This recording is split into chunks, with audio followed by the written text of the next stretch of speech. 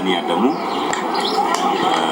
Je suis ici en tant que membre de Alternative Espace Citoyen.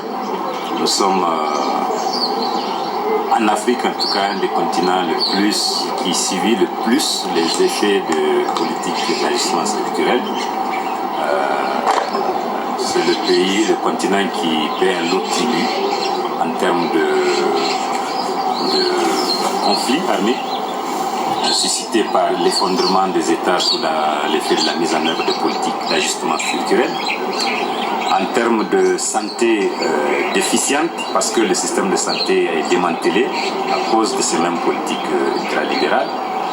En termes d'éducation aussi qui est menacée. Aujourd'hui, la qualité du système éducatif en Afrique, ça ressent gravement. Et donc, en termes d'accès à l'eau potable, en termes de préservation de l'environnement, les réalités que vit ce continent sont intolérables.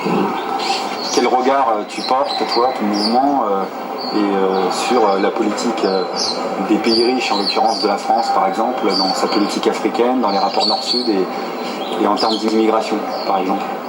Bon, je trouve que la politique de la France ces dernières années est encore pire que par le passé. C'est une politique qui a été régulièrement une politique néocoloniale classique. La France de droite comme de gauche, je vais dire socialiste, a eu le même comportement et considère que la France l'Afrique plutôt, relève de la cellule africaine de l'Élysée. Malgré tous les discours qu'ils font, on ne perçoit pas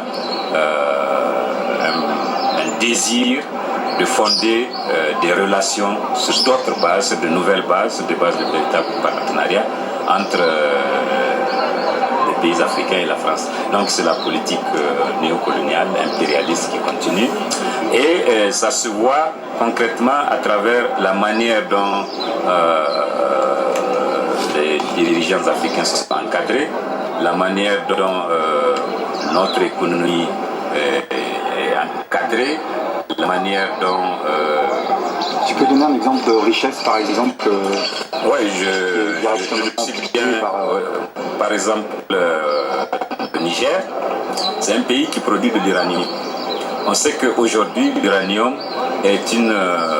c'est un produit hautement recherché. En fin de cette année, au moment où je vous parle, il y a 85 demandes de permis d'exploration d'uranium au Niger. Presque tous les pays y mettent. Vous avez juste 7 entreprises par pays qui demandent à explorer l'uranium parce qu'il y a des gisements très intéressants qui ont été découverts. Or, cette année coïncide justement avec 100 000 tonnes d'uranium qui ont été extraits du sous-sol nigérien par Areva. Or, Areva, qui continue le commissariat français à l'énergie atomique, est une multinationale qui dirige pratiquement le Niger à travers le contrôle de l'uranium. L'uranium est une matière première particulière au Niger parce qu'elle ne relève pas, c'est pas un produit qui relève des simples accords commerciaux. Dès l'origine, c'était un accord de défense qui permettait au Niger, qui obligeait le Niger de vendre de l'uranium à la France. Par la suite, tous ceux qui ont osé remettre en question tant soit peu, je pense au premier président de la République, Diouri Amani, qui a simplement voulu revaloriser le prix de l'uranium en établissant une équivalence énergétique entre 1 kg d'uranium et puis une tonne de pétrole. C'est un des facteurs qui a fait son départ, le coup d'État de 1974. Et aujourd'hui, vous ne trouverez pas dans la classe politique du Niger, disons ce qu'on appelle les candidats les plus en vue, quelqu'un qui oserait remettre en question ce que Areva fait au Niger.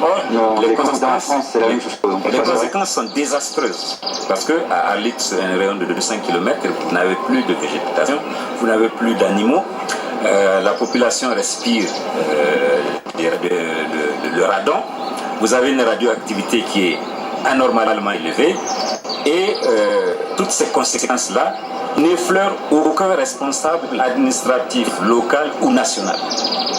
Et lorsque ces derniers temps, on a commencé à faire de la mobilisation sur la question, parce que nous avons fait beaucoup de tapage là-dessus, Areva a fait une offre de 11 milliards de francs CFA, alors que 100 000 tonnes d'uranium à raison de 25 000 francs le kilo d'uranium, ça nécessite quand même plus que 11 milliards de francs CFA. C'est Areva qui fixe les prix de l'uranium, c'est Areva qui enlève l'uranium, on n'a pas le droit de vendre à quelqu'un d'autre.